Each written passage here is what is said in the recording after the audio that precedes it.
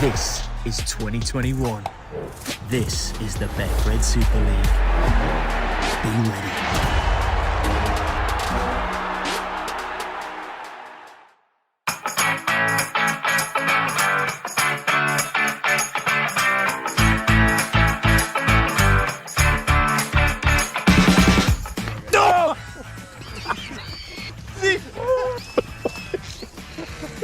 Got me here.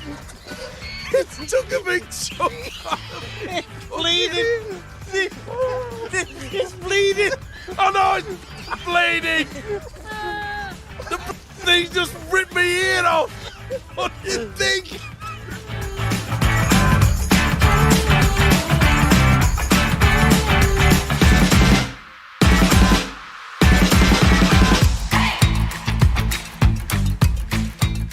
It's that time of the week again. Welcome along to Eddie and Stevo, the podcast sponsored by our good friends at Betfred. Well, this week, first of all, let's look back to the eliminators in the race for Old Trafford and the 2021 Grand Final. We will discuss the two games in a little more detail in a moment. But first of all, Stevo, what an ignominious end to the Super League coaching careers of Wigan's Adrian Lamb and Warrington's Stephen Price, both nilled by their opposition, and frankly, neither of them played that well. Well, I must say that Lamb had something to leave the club by. At least they appeared to try for the 100%. I'm not so sure about Warrington. Now, a week ago, Price was saying that's the best 40 minutes against Castleford that he'd seen all season. And amazingly, he moves the players around, puts one on the bench that was man of the match, and then expects them to produce that form. And they were way off it. I'm taking nothing away from Hull KR. They were outstanding. Their defence was absolutely superb. But I cannot believe that Price, the coach, wanted to change things. Why?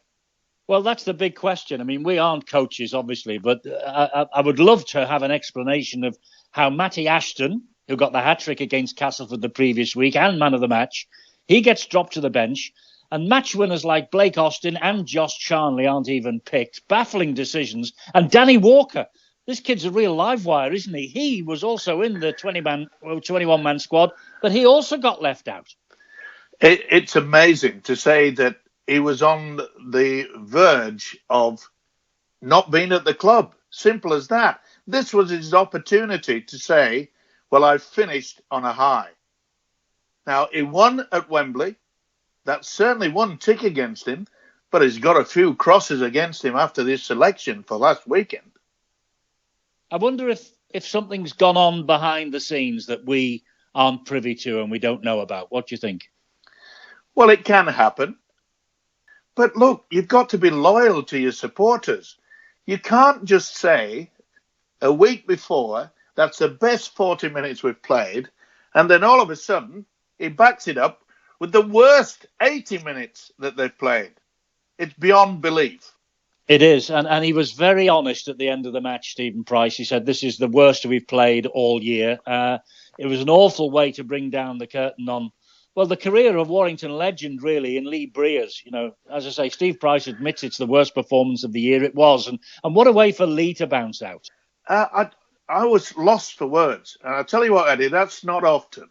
No, that doesn't happen very often. But I bet you've got plenty of words to say about Hull Kingston Rovers. 19-0, they go and win at Warrington. What a victory for them. Outstanding. I've always said it, when it comes to the playoff games, quarterfinals, semi-finals, defence will win you the game. And Tony Smith, the coach, could not have asked for anything better than what they produced. They completely just snuffed Warrington out. Okay, we've been on about the fact that Warrington didn't play 100%. In fact, they were lucky to reach 50%. But they had a lot of defensive skill.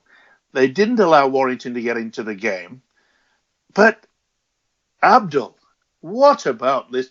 He has just come out of nowhere. Look, I remember him playing down with the London Broncos. A very talented player. But the performance that he produced was international class. He controlled everything. That's what you need in those games.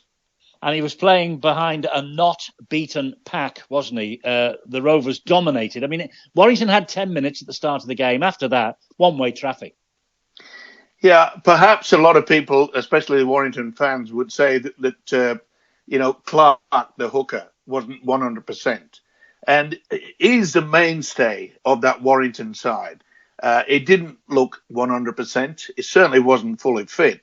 But I'm taking nothing away from Tony Smith as a coach. He was outstanding. He knew exactly what he wanted to do.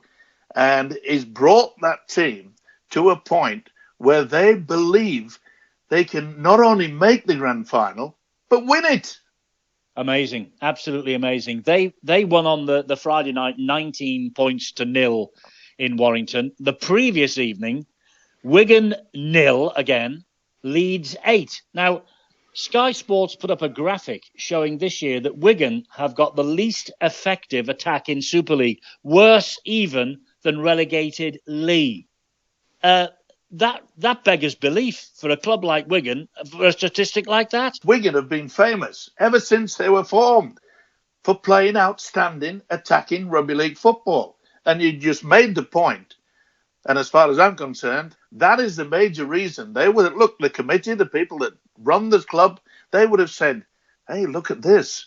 We didn't have the ability to score. Though, once again, Richard Agar, the Leeds coach, outstanding defence. It comes to the top of the tree, doesn't it? When you say, shut them down and they don't score, then you'll win. And that's what they've done. Now, Leeds, their defence, Wigan did not have one clean break the entire game. Now, I've got to give a little bit of credit for Wigan because their defence was nearly as good. It was a tight game. But Leeds, are they going to do it from fifth again, Eddie? Well, they've done it before. Haven't they ever? They've done it twice before. But I must say, I mean, I suppose you don't expect classics in knockout matches, but Wigan and Leeds was anything but a classic, was it? I mean, Leeds just strangled the life out of Wigan in defence. You're right. The fact they got a 0 against their name says it all. But it was an awful, awful game in many ways. It really was. How many times have I said it, Eddie, to you? Over the years, we've worked together for a long, long time. Look, when it comes to the crunch games, when you're going to lose, you're out of the competition. Forget about trying to score tries. Make sure your defence is on top form. And it was a kick that got a little bit of luck that Leeds got their try, but it doesn't matter. It's a matter of just keeping that defence. And 0 for Warrington, 0 for Wigan says it all. It does. It does. Well, we know where Leeds and Hull KR are going. They're into the semi-finals and they're 80 minutes away from Old Trafford. We're now for Wigan. I mean, Warrington have got the coach in place for next year. We're for Wigan. No new coach announced yet. The rumours abound that Sean Wayne will return in some sort of capacity, but he's got an autumn international against the French to concentrate on first. When do you think Wigan will make this announcement that whatever's going to happen in the coaching department is going to happen? The reason why they can't make an announcement, Eddie, because I don't think anybody has said, yes, I'll come and coach there. I know there's the rumours about it, but listen, the England coach, he can't just give up the situation because they've changed at the World Cup, and that'll be an experience next season. But has it ever been a Wigan trait where they do not have someone to take over at Wigan? In the past, look, coaches from all over the world, not just in this country, would say, my dream job would be coaching Wigan. And why wouldn't you? They've been producing young kids, internationals, year after year after year. They're one of the top clubs in the history of our game. And yet they can't announce who it's going to be. And each day goes on, your suggestion that the English coach will eventually be head of coaching there has got to be positive. Well, maybe. I mean, listen, they might have that many applications that they're going down the applicants one by one and sounding them out. They might have had 20 applicants for the job. But they look down the list and say, there's not one there that we're confident can change it around. They're in an invidious situation whereby I think that they will hopefully go to Australia. They'll be looking for a coach, an assistant coach down under. And they've done it before, and they've had success in doing that. Yes, they have. And to be fair to Wigan, they've had some dreadful luck with injuries. They've put a lot of young players in this year. So I suppose to get to within 2 matches of Old Trafford isn't a bad return. The youngsters will benefit from this experience in the years to come. But it was just too many youngsters, too many injuries, and Wigan, well, they just not look like the Wigan of old, as you've said. No, you're right. And I think it's great that they've had no option but to blood some of these youngsters. But I look at it in the same way as what the Ryder Cup has gone. You know, the Europeans picked a lot of older players with past records, whereas the USA, they picked on the youngsters, but good youngsters. So in the future, Wigan and the likes of St. Helens and everyone, and Leeds, they've had their problems as well, and they've produced some youngsters coming into the game. And that's the future. And that's the way that we always should want it. And that's why we keep saying we have to look at the iceberg, not just at the top, but we've got to make sure we've got plenty underneath the water. That's true, we do. We've said that many times already on this podcast throughout the course of this season. Right, we are 2 80-minute matches then away from knowing who'll be walking out at Old Trafford on October the 9th. Catalan or Hulkingston Rovers or Saints or Leeds. Now, look, I don't like to point this out to you, but you've written both Leeds and Hull KR off in recent weeks, haven't you? I wouldn't say written them off. You said Leeds had got no chance and you thought Hulkingston Rovers would be a miracle. Listen, you've never heard me say they've got no chance.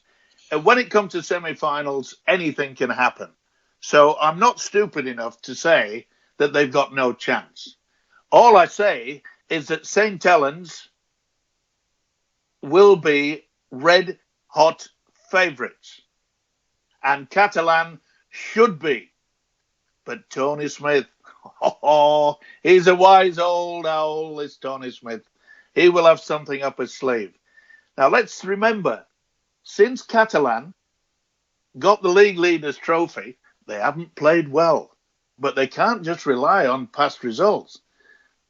This is bust the way through, fellas. And Tony Smith will have that side. They will be jumping out of their skins. And I know exactly what his team talk will be. Everybody in rugby league, including Eddie and Stevo, think we've got no chance whatsoever. And why not? If people like you and I, or especially me, that says that they'll struggle, they'll lose, or whatever, why not use psychology like that? It's been done in the past. It has, and it'll be done in the future. The thing is, either Catalan Dragons or Hulkingston Rovers will become only the 9th different club to make it to a grand final since 1998. The sad truth, though, is that we've only had 4 winners: Saints, Wigan, Leeds and Bradford. Will history be made in 2021? Well, it's got to, hasn't it? Simple as that. It's got to. Hull KR or Catalan, they've got to win, haven't they? One of them will get there, but will they win? Will either Catalan or Hulkingston Rovers win at Old Trafford in 2021 and we'll get the 5th name on that trophy? No, I keep telling you, St. Helens are red-hot favourites. Listen, for over 20-odd years, you've been trying to change my attitude. And I know. You've failed on every occasion. I'm not saying that there can be an upset because it happens all the time. The Warrington fans will be looking back and saying, when it comes to, sudden death, we just fold. We don't do it. And Tony Smith has got him. It's got him so excited. But the most important thing that he's done as a coach is given them the belief that they can do it, and they did it. You were saying then that Hull KR can easily defy the odds again in Perpignan on Thursday, and if Sam Tompkins is out injured, they must have a great chance. Yes, that team spirit can take you all the way.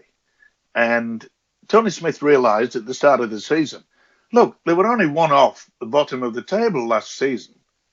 And you've got to admire a man that's built up the confidence, built up the playing ability. And as I say, Abdul's performance was so outstanding that if anyone who had never seen rugby league watching that game, they'd say, oh, he must be an international. Because he looked like an international. He looked like one of the best players in Super League. And on that occasion, his ability, they're right. He was brilliant. He was, and he and Sam Tompkins seem to be the rivals for the Man of Steel title. Tompkins has got this damaged knee. He says he's giving it as much time as possible to heal, and he'll try it out later this week, and maybe he will play. Well, if he's fit, we get a chance to compare these two together, because I think it's probably between those two, isn't it? Connor Widdup, probably out of it now. But I suppose Johnny Lomax could have a say in the Man of Steel, because he's been ultra consistent over the past 2 years, never mind the last 12 months. But the smart money seems to be on Tompkins. And if we get the chance with Tompkins fit, we'll see him up against Abdul. It'll be great to see that. Oh, unbelievable. I mean, from different positions and different aspects.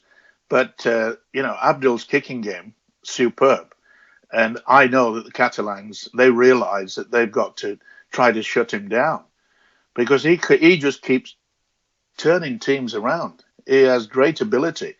I think if Tompkins plays, he won't be 100%. But let's face it, when it comes to this time of the season, how many players are going to be 100% fit? They'll be having jabs, they'll be having this strapped up. You can never say that they're going to be 100%. But the opposition, they'll be struggling as well to have a player out 100%. So it works its way down to one thing. As they did, OKR, strong defence. As Leeds, strong defence. The other sideline issue for Thursday night is Steve McNamara up against Tony Smith. These two, surely, have got to be leading contenders for the Coach of the Year title, haven't they? Wouldn't surprise me if it's split for the very first time. What, they both get the nod, the dual Coach of the Year? Do you think so? I really do. I mean, look, Tony Smith's effort has been superb. McNamara, top of the league table winners. Why not? Right, let's look at Friday night now. St Helens against Leeds. 4 times these two clubs have previously met at Old Trafford on the big night, and Leeds have won them all. There's so much at stake in this.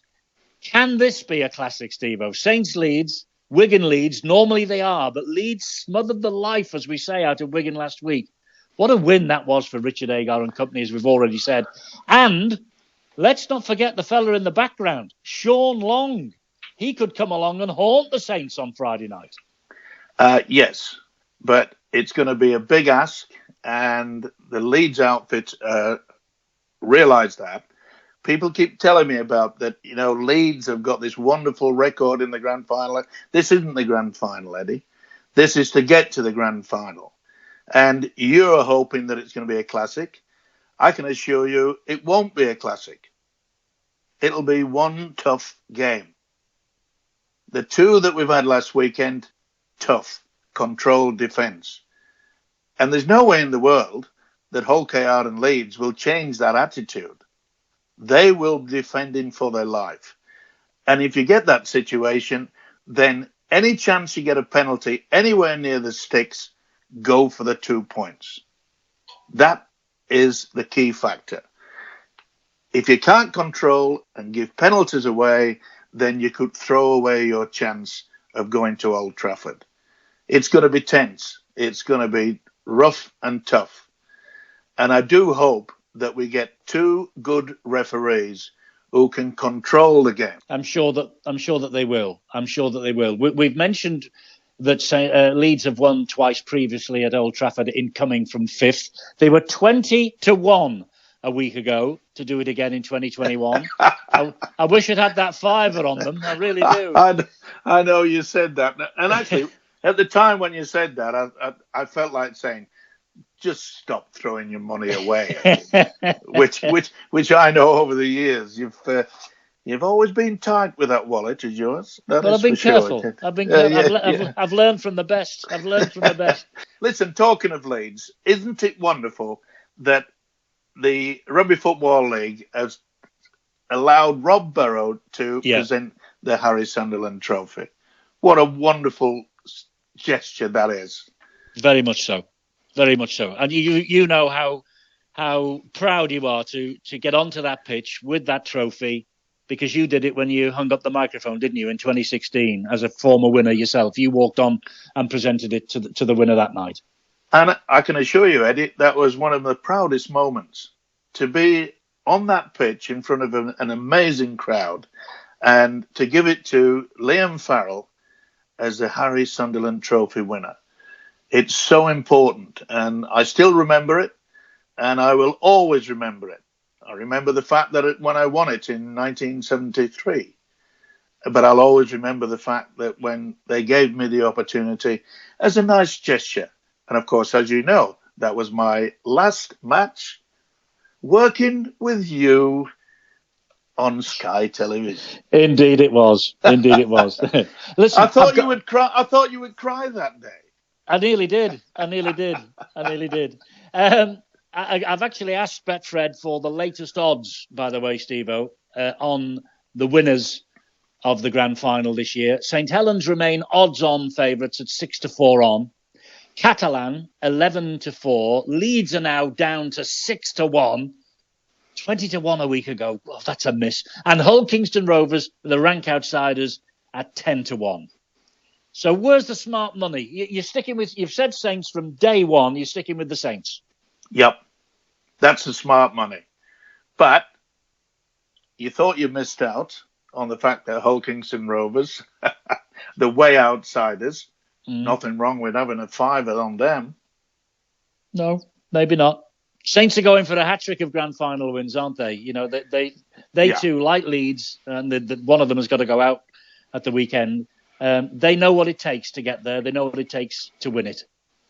They certainly do. And they will remember the fact that they had an enormous amount of luck to win it last season.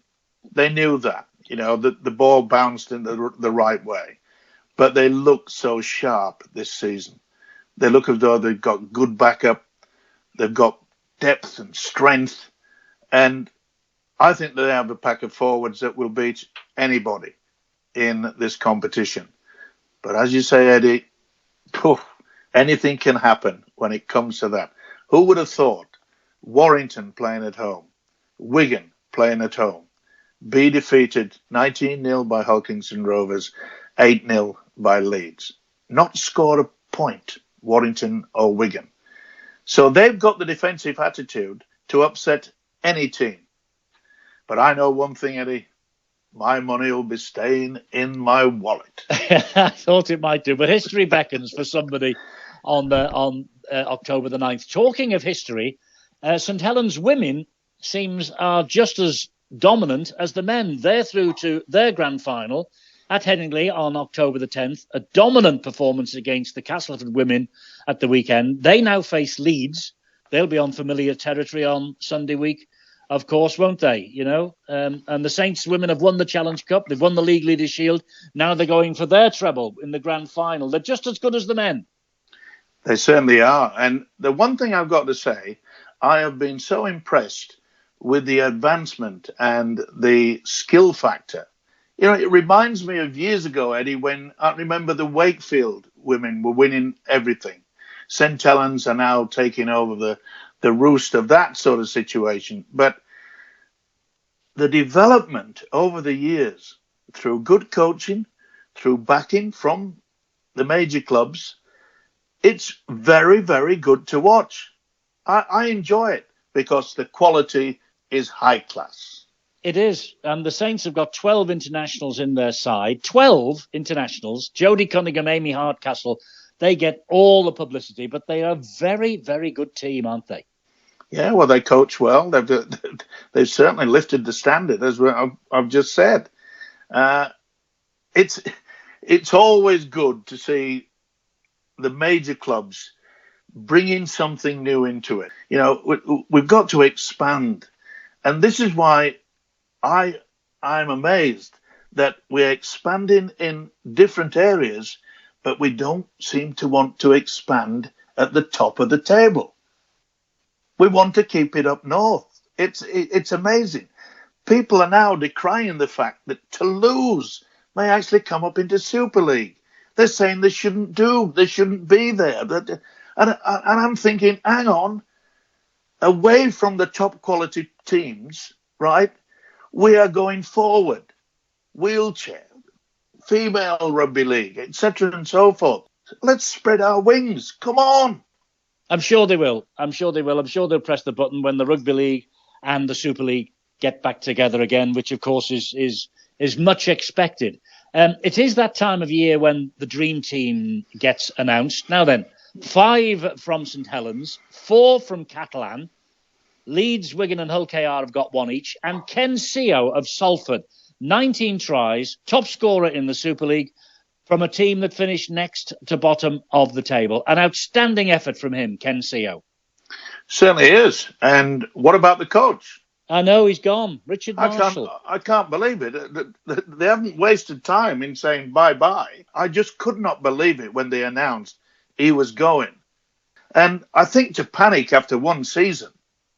And fair play to, this guy getting into the dream team. I mean, it's something that you've got to say, well done. Well done, Ken Seo. What is it, 18 tries this year? 19 tries.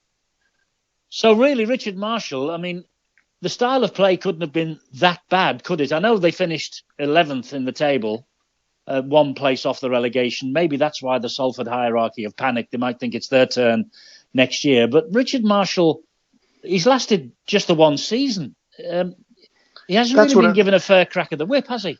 No, you're right. And, why just appoint him and then not give him the opportunity? I mean, when you've got a guy that's scored 19 tries, they don't have much attacking ability, do they? Of course they have. And talking of that, I'm so pleased that Cruz Lehman of Leeds has been selected as a hooker in the dream team. Yeah, he's the one Leeds rep, yeah. Oh, it's been outstanding. I know I'm an ex-hooker, and to me, that's the most important player on the pitch. People may argue with me, but that's my opinion. And Cruz Lehman could well be the key factor in this Leeds outfit on the weekend. He's a good player. He is a good player. You never know. Okay. Just talking about the weekend again, let's just backtrack a bit to the Catalan Hull Kingston Rovers match. It was 32-30 to the Catalan Dragons in July. Now, we're saying it's going to be a tight game. I mean, at 32-30 sounds like a classic. They gave away a healthy lead, Hull KR, before they eventually went down. They've lost in France 10 times, Stevo, but they've won there on 5 occasions. 2007 and 8, 2011 and 13 and 19. I'm coming around to your way of thinking all of a sudden. It's not beyond the bounds of possibility. No, it isn't. I appreciate that. And look, if Tony Smith can get his players defending like they did against Warrington, they've got a great chance. Because there is rumour that the full-back, Sam Tompkins, will not be fit. And if they throw him out there, it could be a disaster. We've seen it so many times in big games where they've pushed out a player that is not fully fit and they come unstuck.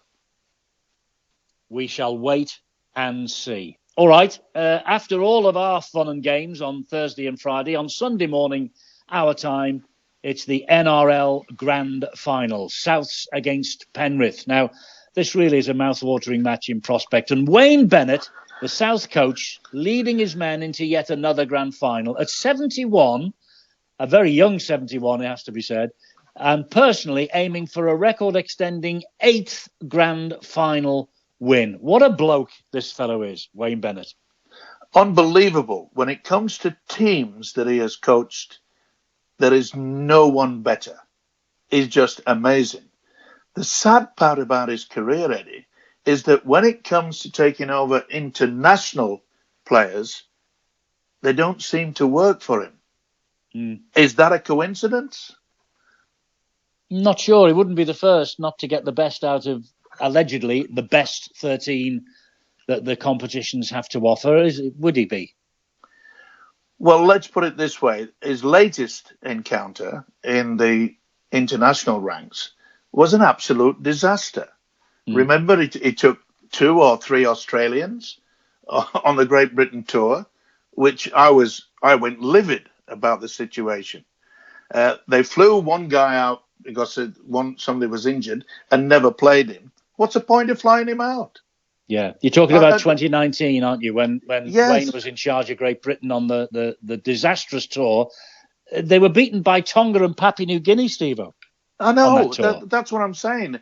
Look, if you ask Bennett, what's his greatest achievements, obviously he'll say, well, with Brisbane so many times and is on the verge with South Sydney, it'll be a tough game. I hope my Penrith Panthers, my old club, I hope that they have learnt from the lesson of losing last year because they were just blown away, like they were stage struck for the first 20, 30 minutes. That won't occur this time. I can assure you of that. I think this will be a classic game because I like the styles of both South Sydney and Penrith. They know how to play out wide. They've got good forwards, but they've got the wonderful ability to have a link from the forwards to the three-quarter line. They've scored, both sides, South Sydney, Penrith, have scored some tremendous tries this year. I've been amazed at the skill factor. And maybe we will get a classic. What about Penrith, though, Steve? They have been dominant, haven't they, during the regular season, but they have struggled to reach this grand final. Arguably the best team in Australia all year, but they've sort of staggered into the grand final, haven't they?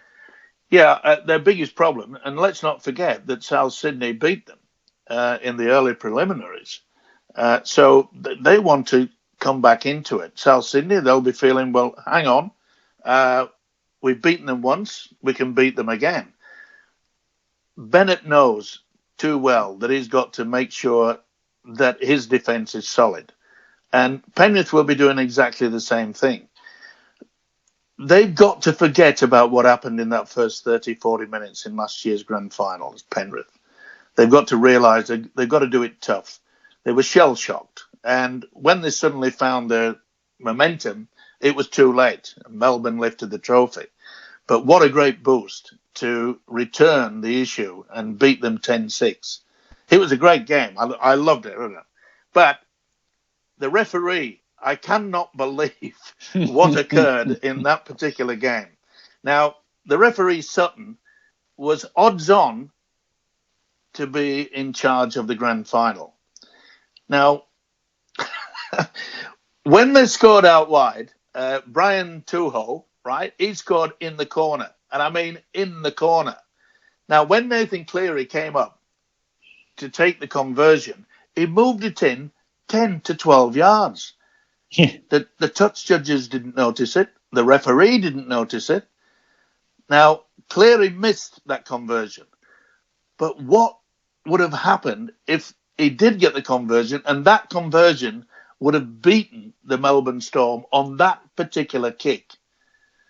Now, the NRL have investigated and said it was an absolute disgrace. The officials should have seen it. So as far as I'm concerned, Mr. Sutton, you'll be watching from the stands. Sounds like it with a verdict like that from the people who've investigated it. Well, it doesn't really matter who's in the middle, Steve.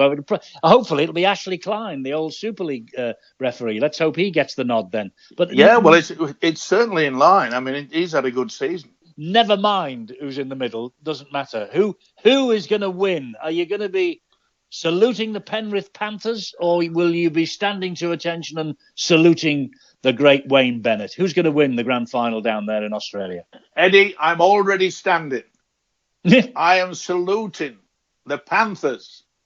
They will win. It'll be a close game, but I'm confident that Penrith will go through it. Though I must say, the last weekend, fantastic rugby league football. But there's a little bit of a downer. The day after that semi-final, would you believe that Reece Walsh from the Warriors was arrested on the Sunshine Coast over the weekend for being in possession of cocaine? It does not look good for our game of rugby league. And I've said it before, you know, that they earn a fortune to these players down in Australia. Why throw it away? I mean, I just can't believe it because, look, when I first started playing as a professional, I got £7.28 after tax for my first ever game professional. £10.28, and I thought I was the king of the castle. And these guys are on $500,000, $1 million contracts, and they do something like that. Yeah, I couldn't agree more. Well, look, you've finished Penrith because you've tipped them to win the grand final in Australia at the weekend. This time next week, we should be looking ahead to our grand final. And so, come on, finish off two club seasons. Who is going to get to Old Trafford? Do you want me to repeat it? St Helens is a shoo-in, I know that. St Helens is a shoo-in. So Leeds are gone. Which of the other two? Do you know, I'm going to go for a really outlandish suggestion. I'm going to pick Hull Kingston Rovers. Now, people in Hull will be throwing out the pram and saying, "Oh no, Stevo's tipped us. That means we've got no chance." Yes, I was going to say exactly that. Well, let's hope they're two great games, and I'm sure there will be. There may not be classics with open football, but I don't mind good hard games like that. Fantastic. Right, let me just emphasise, it is Penrith to win the NRL Grand Final, and it is St Helens against Hull Kingston Rovers to get to Old Trafford. We will see in 7 days' time what a complete and utter Horlicks you've made of it, Stevo. We'll be back. We'll be back in 7 days' time, and we'll pick the bones up over your dreadful predictions. Well, I'm saying if it's Horlicks, make sure you don't put any sugar in it. I'm on a diet.